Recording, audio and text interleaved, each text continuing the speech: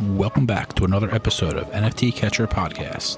We'd like to remind everybody that nothing on the show is meant as financial advice, and to please do your own research. Thank you, and enjoy the show.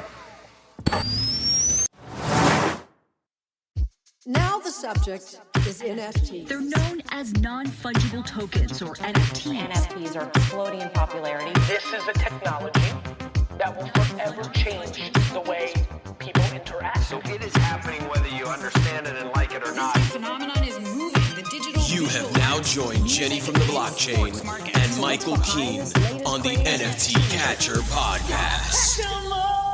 What's up, everyone, and welcome back to another episode of the NFT Catcher Podcast with me, Jenny from the blockchain, and my co-host, Michael Keene. For today's interview, we have Billy, who is the co-founder of Megavolt, which is the parent company to SupDucks. And we're very excited to talk to him about SupDucks' origin story. They just passed their 1-year mark. We would definitely want to talk about the behind the scenes of building an NFT project. And so, yeah, Billy, welcome to the show. What's up? Happy to be here. Yes. And Michael, happy Wednesday. Yeah, it's odd that we're recording in the middle of the day, but it's nice sometimes. Nice to see you guys. Billy, thanks for being here. Yeah, my pleasure. Cool. Yeah, just a little background history on how I know Billy, because I kind of always like to share how I know the guests. So I guess VCon, I had tweeted out that I was like going to be vlogging for VCon, and Billy was like super nice and DM'd me and was like, hey, like if you need help with content, like our whole SupDucks content team will be there. And, you know, if you need anything from us, like we can help you out. And the interview with Gary V that we had uploaded for our VCon recap episode, that was recorded by Austin on the content team for SupDucks. And so, yeah, shout out to Billy.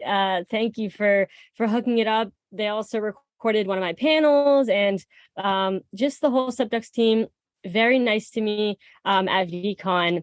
And so, yeah, I just, I'm happy to bring Billy on. He's just been very generous. And SupDucks recently reached their 1-year mark, which is huge. Congratulations on that. Thank you. Yeah. And, I think we're all in this together, right? Like, I think that's our general view of like the NFT space is that we all got to grow this thing together. So happy to help folks whenever we can. Yes, I love that. Can you kind of tell us about the SupDucks origin story and how Megavolt came about? Yeah, sure. So SupDucks, like the original like SupDucks NFTs, like Frankie drew, I think when he was in New York, like back in like 2017, 2018, like it was like a while ago.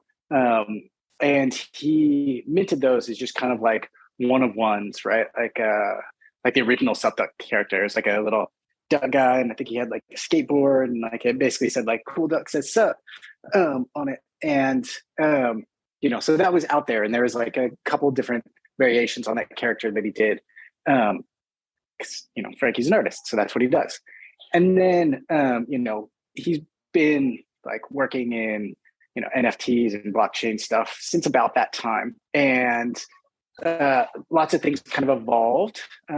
We had a little blockchain studio that we still kind of run on the side. And then, apes happened, right? Like, and that was like a pretty big catalyst, I think, for the whole like NFT industry. And the way that like changed things. So Frankie at the time was running creative direction at NFT 42. So he's running all their design and stuff for their nameless product, which is like an NFT minting platform. And, I watched him and Jimmy like minting apes and was like, wait, what are these? And ended up skipping those. But like, as I was paying attention to what was happening in the market, as soon as they minted out, like I did the quick math on it and was like, oh, this is the model, right? Like you can do 10,000 of these pieces of art, like at a relatively accessible price point for the masses. And then, in aggregate that will help you like kickstart a project in a company essentially. And so I texted Frankie about that and was like, hey, this is what we got to do. And he's like, okay, let me think about it. And so around that same time, Strunk who had purchased one of those original SupDuck NFTs that Frankie had drawn, found him on Twitter and DM'd him and was like, "Hey, I think the world needs more SupDucks in it." And so that was then like, I think the trigger point for Frankie of like, oh yeah, I already have this character and I already have this art and I know how to do this. Like, let me put together a little team. Like I need some folks to help me. Cause like he could do it all himself, but I think it would have been a pretty big lift. So started to recruit a small group of folks. I think there are 5 people total, including himself, like on the original founding team for SupDucks. And, fast forward 6 weeks, SupDucks was born. That's cool. Yeah. No, I remember when it dropped. It was SupDucks was a really big deal when it first dropped. I remember so you guys launched in mid-July, and by the end of September, the floor was like well over 3, right? That must have been pretty exciting. Yeah, I think there was definitely like, there was a lot of hype in the market, right? Like it was a good time. Exactly. I was looking at a lot of the SupDucks data, and it really goes with the market. September, everything was crazy. December, everything dropped down. January, everything blew up again. It's pretty interesting. But go ahead, man. I didn't mean to cut you off. No. Yeah, I think you're right on, right? Like that, market dynamics like dictate a lot of this stuff, right? Like as much as people say they're in it for the art or the community or whatever it is, right? Like the market drives a lot of the price action. So, we haven't worried too much about it, right? Like it's always something you pay attention to, but not like the thing that you pay attention to. We've been fortunate, in some ways, right? Like with the early collectors, like there's a good number of like whale duck holders, and there was more in the beginning, but I think this is something that we struggled with at the time, is the unique holder count, right? Like I think this is like a thing that we've kind of like learned as the market has matured, that like you want a pretty diverse base of collectors in your community. And because, when ducks originally dropped, like it was like before pre-mint and all that stuff, right? Like it's just public mint, right? Like you just go to public mint. There's no whitelist. There's nothing, right? Like, so we had a bunch of folks that were scooping like large quantities of ducks, and driving up that scarcity, and driving up that floor price, and then able to flip and recognize some good returns. Yeah, absolutely. You guys are actually just about to pass your all-time high in unique holders, so that must be something you're excited about. Yeah, definitely, right? Like it's something that it's really important there. For sure. Yep. But one of the things that we learned, right, like is like you don't necessarily get to control any of that stuff. Nope. And so we've done a bunch to kind of grow the SupDucks universe in general. We've got multiple collections, right, like under the Megavolt umbrella. So SupDucks, king frogs, megatoads. We dropped snacks that you can feed to your frogs to animate them, and then you're able to take your duck and lick a megatoad, and you end up with a wacky duck. And we're just about to add the next layer to that loop, which is visiting the jungle duck god, where you'll be able to get gifts if you're a wacky duck and you can see the truth. I almost forgot. We got BX ducks that we dropped, and then I think we're about to airdrop pixel ducks to all the SupDucks holders. It's like our 1-year anniversary gift to the community. Ooh. Yeah. So lots and lots of different collections out there. And right around our birthday, Frankie did like a side mint called Scumbags, which is like a totally different set of art. Yeah. Like just not inside the SupDucks universe necessarily, like kind of adjacent to it. I saw those there. It's very different from like the SupDucks vibe and the look of them and stuff. That was cool though. Yeah. What's your, like, how did you get into Web3 and NFTs? Yeah. So I am like a serial entrepreneur. I think Megavolt is like company number 26 for me. So I've been in a bunch of different startups, like seeing, teams go from 0 like employees, like the first founding team, to, raising millions of dollars and having hundreds of employees, and seeing companies like go from, having a bunch of money to, to zero, which is, the most common outcome. That's the one I've seen the most. But the way I got into Web3 was I was looking, I've been tracking like early crypto stuff like Bitcoin and Ethereum, as just part of like the Bay Area tech scene, right? Like, and it was something like I always kind of like dabbled in, but was never that serious about. And then ICOs happened.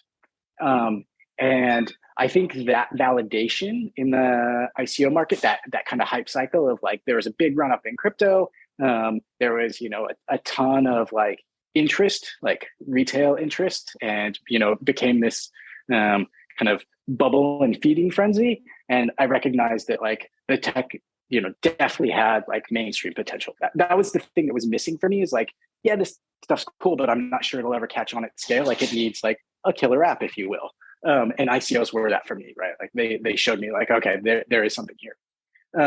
So quickly thereafter, I like around 2018, I decided to get into crypto mining. So I was pretty late into the mining cycle, but it was an area that was like pretty stable and well understood, right? Like I felt like it was a business model that I could wrap my head around and could explain well to others, right? Like, hey, you buy these machines, you feed them electricity, and they produce tokens. Like that's essentially it. So raised 2 different funds around crypto mining, set up a bunch of different miners in the Pacific Northwest, where there was, cheap hydroelectric power. And that was like how I really got into crypto, right? Like that's how I built like my initial set of bags. Both of those funds did really well because, one of the big theses for the funds was around the Bitcoin halving and mining Bitcoin and Ethereum primarily, with an eye towards the run up in price that we expect around Bitcoin halvings. And so ran those up until like 2021. And yeah, we returned over 3x to all the investors, which was pretty rad. And then, as I built those bags through mining, I was able to start engaging in kind of the DeFi markets and started to explore DeFi pretty heavily.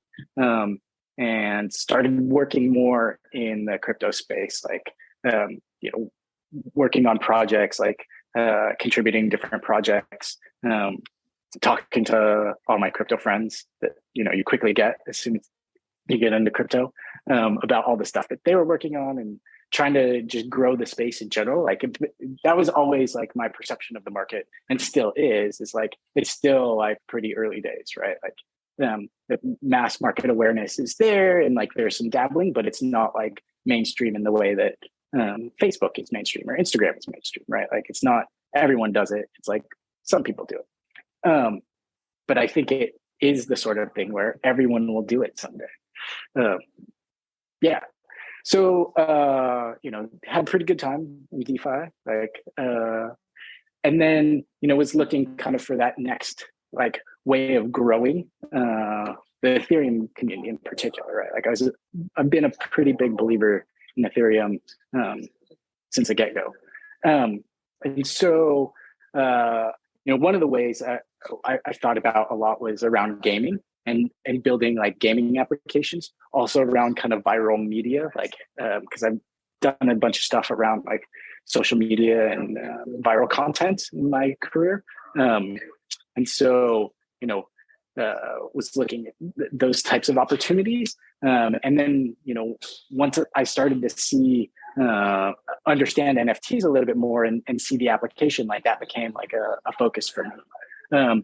And I think, going back to the SupDucks story, right? Like I had been following NFTs pretty closely, but apes really was that catalyst for me. I was like, wait a minute, you can catalyze a community of thousands of people who all like now have this shared connection, and they can all like, jump into Discord and like vibe and stuff. And I was like, this is dope. Like, I want to do this. Yeah, Bored Apes really, really inspired a lot of projects to come out. And yeah, it was such an interesting experience. Like we hadn't really seen something like that happen before. But a couple questions popped in my mind as you were talking. One of the things is, what would NFTs being mainstream look like, in your opinion? NFTs being mainstream look like? So I think about this a lot, like now still, right? Like it's like, how do we like drive adoption and usage? Like I think it's the sort of thing where like when you walk down the street, they're just like everywhere, right? Like you go into the 7-Eleven or whatever, and it's like all over the place, and like everything you buy like comes with free NFTs, and like it's just part of kind of like the consumer culture and culture in general, is that you can't really go anywhere without it. And I think that's the way I think about it, right? Like it's like it would be like a core thing that people do in terms of like media and culture and entertainment. But I think there are also a ton of other applications, right? Like in terms of like membership and rights in terms of like real estate or property. Like I think there are a bunch of different applications, but the one that I'm most focused on is kind of like the core cultural one of like driving adoption for the masses through kind of like media products and media experiences. I'm also curious, what are some, because you said you're a serial entrepreneur, and I'm also curious, what are some differences that you've noticed between running like a Web 2 company versus like a Web 3 company? Yeah. So I think probably the biggest difference is around kind of like the financial structure. So I think this is one of the things that got me really excited about SupDucks and the NFT market, was that we didn't take a round of funding from an investor, right? Like we raised funds essentially from the community to kickstart the project.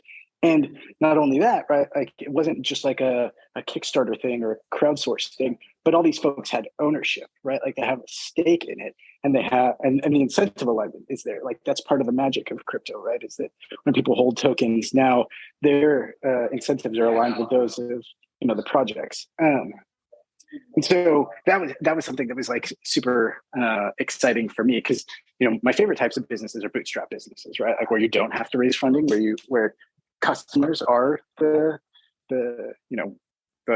revenue engine for the business, and the amount of capital required to get going isn't the thing that like makes or breaks the business.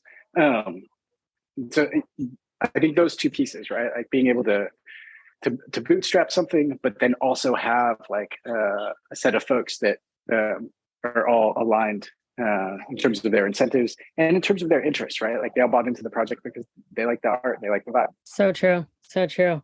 And I love the whole, sup, like always saying sup, with the SupDucks, that's kind of like their thing. Which is cool. It's kind of like a language as well, you're coming up with. Yes. Yeah. Which is I think fun. That's what happens with culture, right? Like is that like it evolves like in the same way that language does, and language is a core part of that. So I love to see that in other projects too. Like I think it's it's the best form of marketing, right? Like it's the most organic form of marketing is when the project itself creates its own culture that everyone inside the project starts to adopt because they think it's cool. Totally. So there's a lot of projects coming out now. I mean, tons of new projects coming out every day. A lot of projects that have sold out in the past that have maybe fallen off or just gotten abandoned. And I am curious to hear your take on, you guys have been around for a whole year, still grinding, still doing things, in the space, which is honestly actually rare. And my question is, what does it take to run a successful NFT project, and one that continue to develop? Like, also, what are the motivations to continue working on the project? Yeah. So I think success is kind of a vague term in the sense that, right, like it's going to vary from person to person and project to project.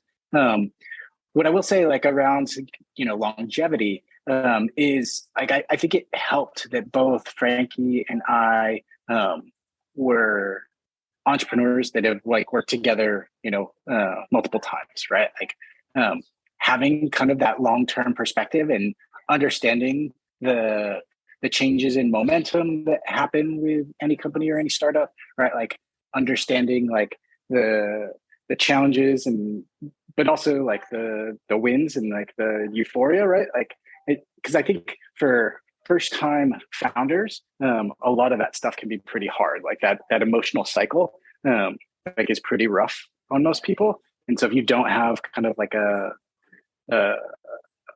like a muscle memory for that and a set of instincts around it, it can be hard to navigate. And I think that's why a lot of projects end up shutting down, right? Is that they run into, some challenges and they face some headwinds, and it doesn't feel good. And so when that happens, right, like if they don't have a great network of folks to kind of support them or coach them through it, then they get stuck, and they don't know what to do, and they decide that, hey, this isn't working out, I'm going to do something else. But we are not in that position, right? Like Frankie's going to be an artist for his whole life, right? Like, and I'm going to be an entrepreneur for my whole life. And so when you put stuff like that together, like you end up with projects that are going to live on like in some form, like forever, right? Like I don't think any of this stuff will go away. That's cool. Yeah, it's definitely going to be on the blockchain. It's not going away. That we know.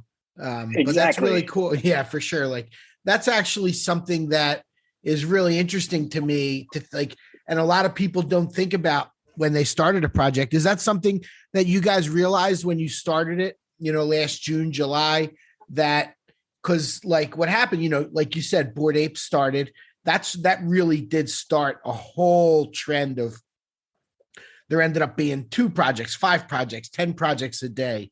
And that happened pretty quick after the Bored Apes. Did you guys think about that? Hey, we're going to have to do this forever? Because a lot of people, like Jennifer said, it was a really good point. I almost venture to say most of them just kind of took the money, hoped it did well, and then just kind of, you're not really getting paid as much, like especially when the royalties kind of slow down. I see that you guys took a very modest 3% royalty, which is great for the community. So is that something that you guys realize, like, hey, we're getting into this for like multiple years? Like, were you putting out kind of an art project, or did you know that it was so long-term? So I think when SupDucks was originally like conceived and launched, it was more of an experiment, right? Like, I think that's the way Frankie thinks of a lot of things, right? Like, it's like, hey, let's try this and see how it goes. But I think as soon as it like got traction, right? Like, and ended up selling out, like it was like, and that was the whole reason, like that, I ended up joining and helping form Megavolt, was this realization, like, oh, this is going to be a thing, right? Like, we should all like quit our jobs and like work on this full time, right? Like, because it was like 5 guys who had never met in person, who were all like vibing in Discord and like just coordinating around this project to see like what would happen.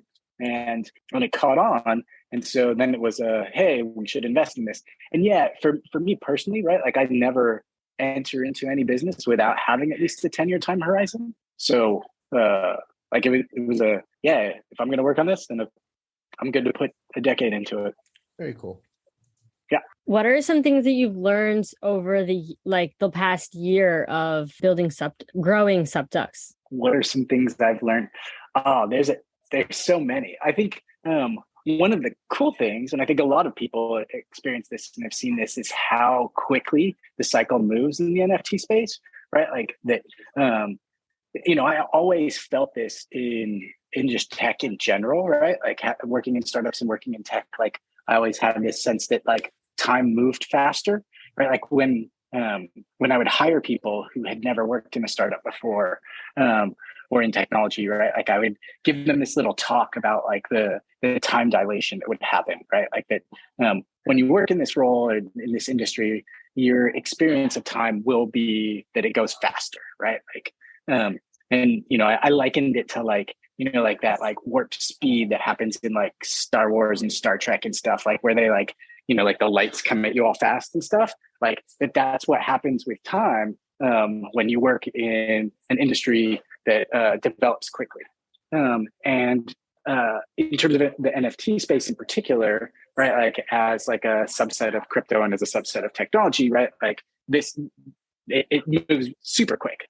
And the market fluctuations and dynamics are pretty unique, right? Like the move, like what I was talking about with the the SupDucks mint, like it just being like, hey, you just go straight to public mint, like that's it, right?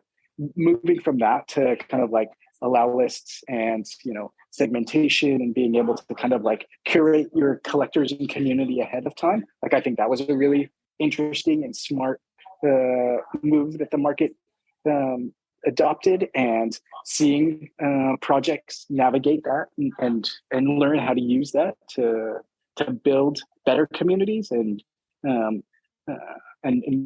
ensure kind of success going into a mint. Like I thought that was super smart. And then like this, adaptation to the bear market that we're in with free mints and goblins in particular, right? Like what the truth team has done like has been pretty phenomenal to see, right? Like I think all those like evolutions that you see in in a new market are the most fun to watch, right? Like where you get to see stuff that's never been done before and then understand like, why does this work? And then, okay, since this works, like, what does that mean? Like, what can we do with this? And that's where we're at right now, right? Like, because a lot of our thinking is like, hey, we've seen all these kind of like market cycles in this market evolution.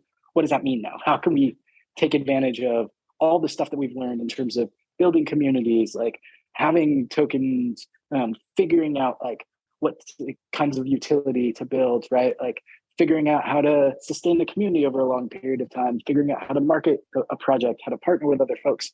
There's a ton of stuff that we've learned there, but then we want to deploy all that knowledge in terms of like, how do we grow not just SupDucks, but the overall NFT space for the long haul. I love collaboration over competition. Like, there's room for everybody to win.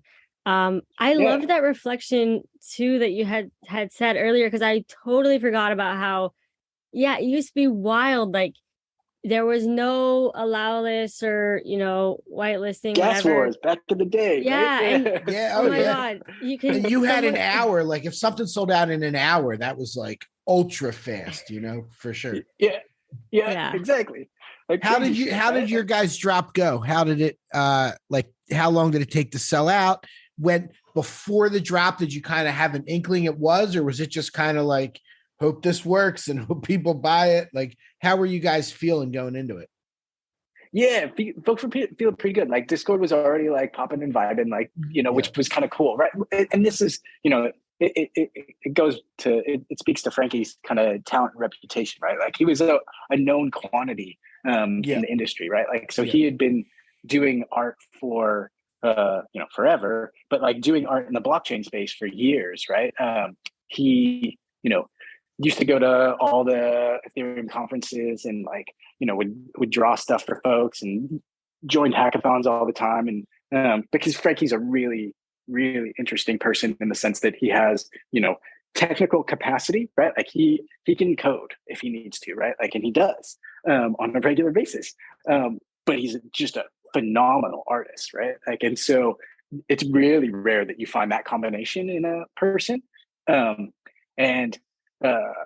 So I think because of the fact that he had been able to build relationships with folks in the Ethereum community, kind of pre-apes, and had been participating in the NFT market for years before SupDucks dropped, that there were a lot of collectors that were already super interested in what he was doing and being able to participate in that.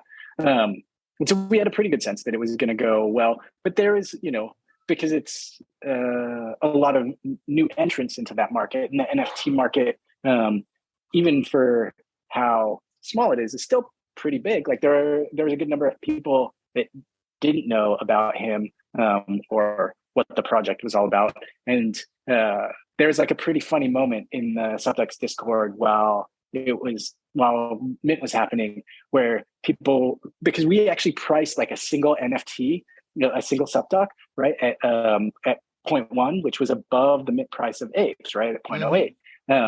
And you had to buy 3 SupDucks to get it down to 0.08. Like we did this interesting collections mechanic thing around pricing, taken from kind of the gaming background that Frankie had. But anyway, like people were asking in Discord, like, why is Mint price so high? Like, why is this higher than apes? And Frankie was like, Google me. Just like Google me. Like, if you don't know, just Google me.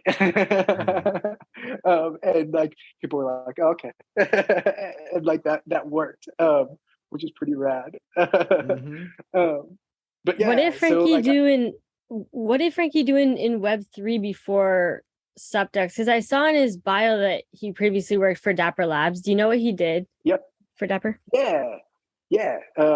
He worked on Cheese Wizards and Top Shot, did a bunch of like pitch deck work and concept work, right? Like around various projects. Cool. Like mostly art and creative director for them.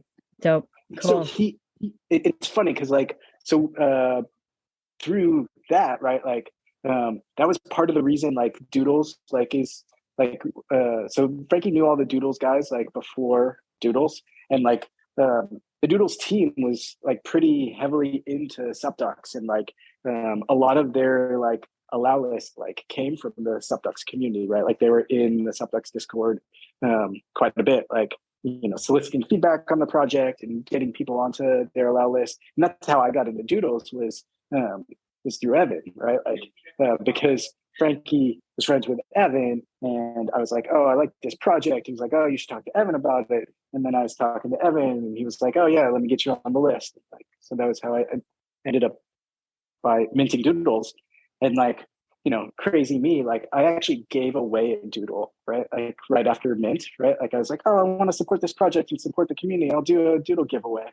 And in retrospect, that was a really expensive giveaway. I wonder if that person still has it though. Do you ever check like their wallet, whoever won?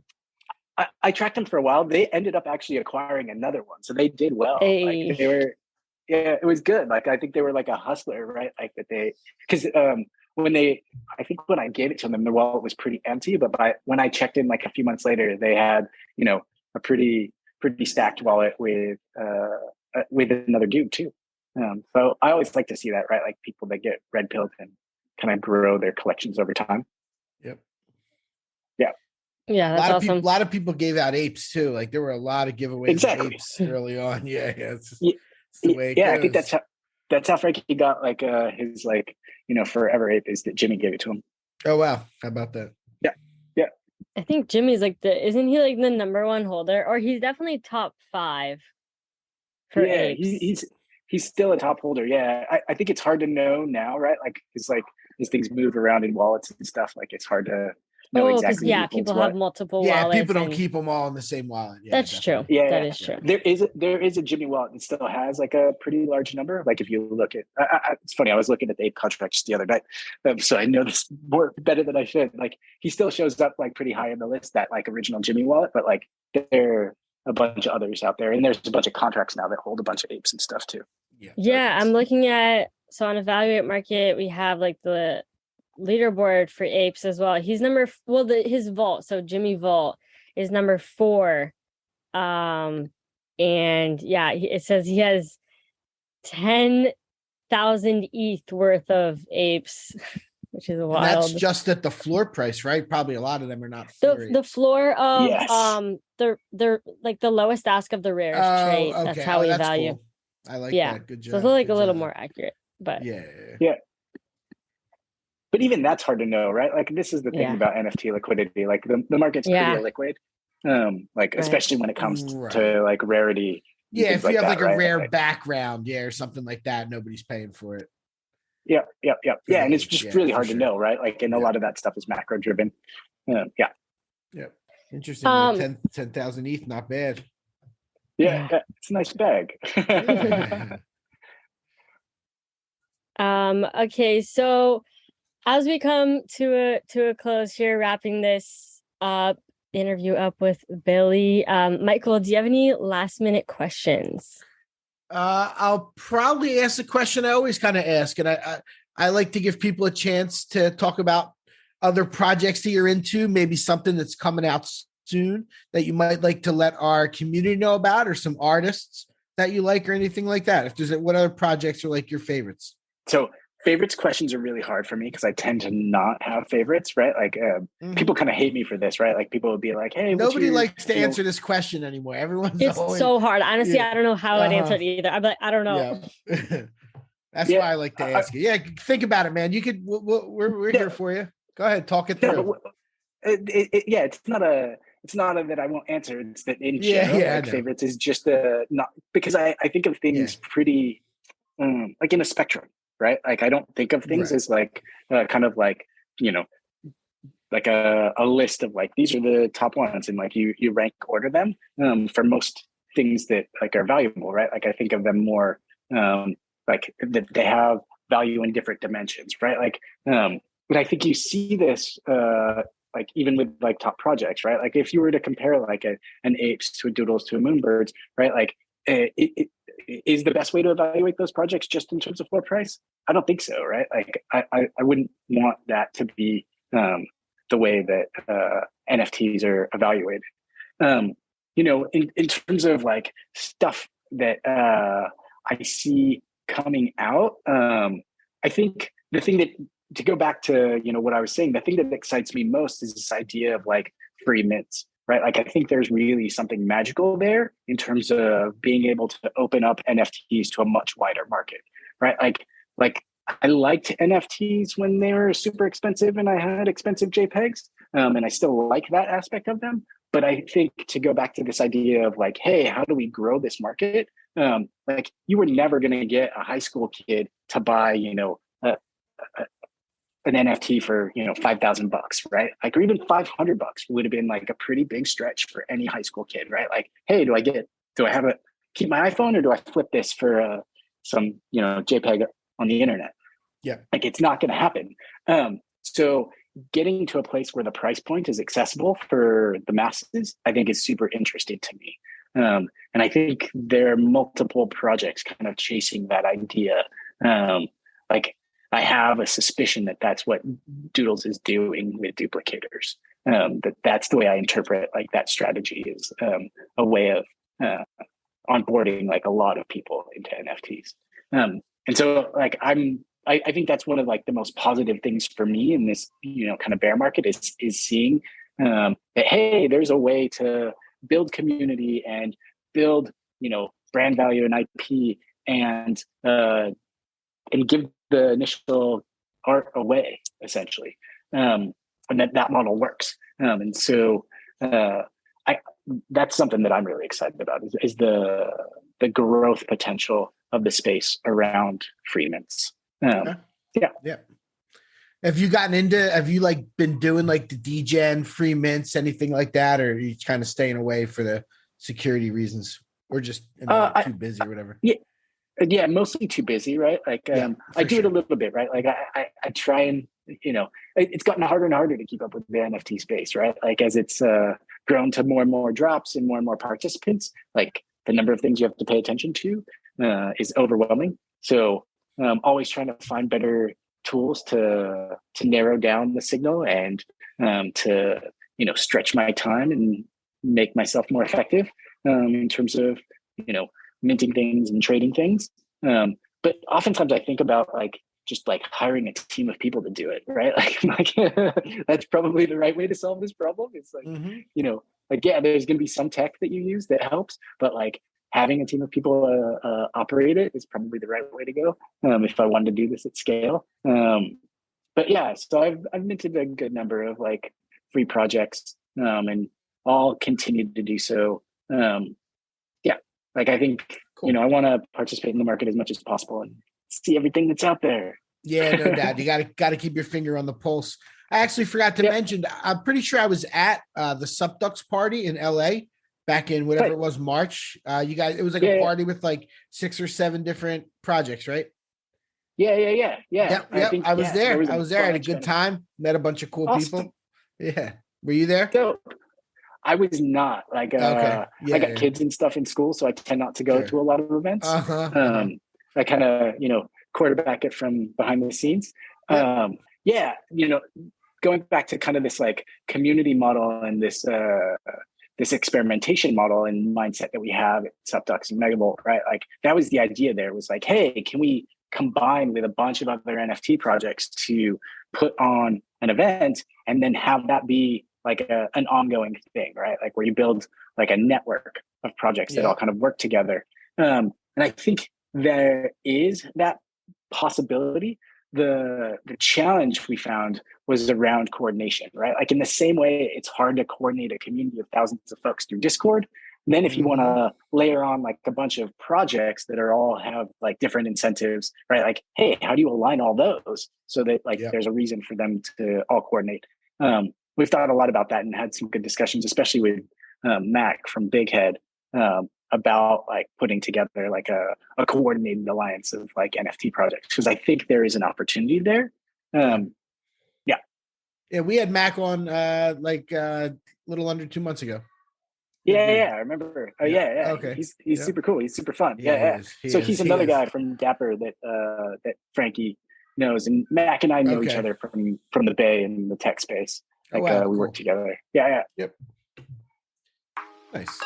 Well, awesome. Yeah. Well, it's great chatting you with Billy. It's good stuff. Likewise. Yeah. This is fun. Always happy to share what I can. Tell you about all the dumb stuff I'm doing. Yeah, thank you so much for taking the time out of your day to come on. And hopefully everybody listening to this enjoyed the episode. Any last minute things you want to say, Billy? I guess like I'll close on that same thing, right? Like that there are low millions of folks like in the NFT space today, right? Like and in the same way that we saw like internet adoption and mobile phone adoption like scale to billions, like I think NFTs get there too, because the potential of the technology and having people have ownership in something and then having sense of alignment around that stuff, particularly when it's culturally relevant to them and something they can care about and something they can emotionally resonate with, is super powerful. And so we're super excited for the future of this market and excited to help build it with y'all. Leaving us with some inspiration. We love to see it. Awesome. Thank you all once again for listening, and we'll catch you in the next episode. Peace.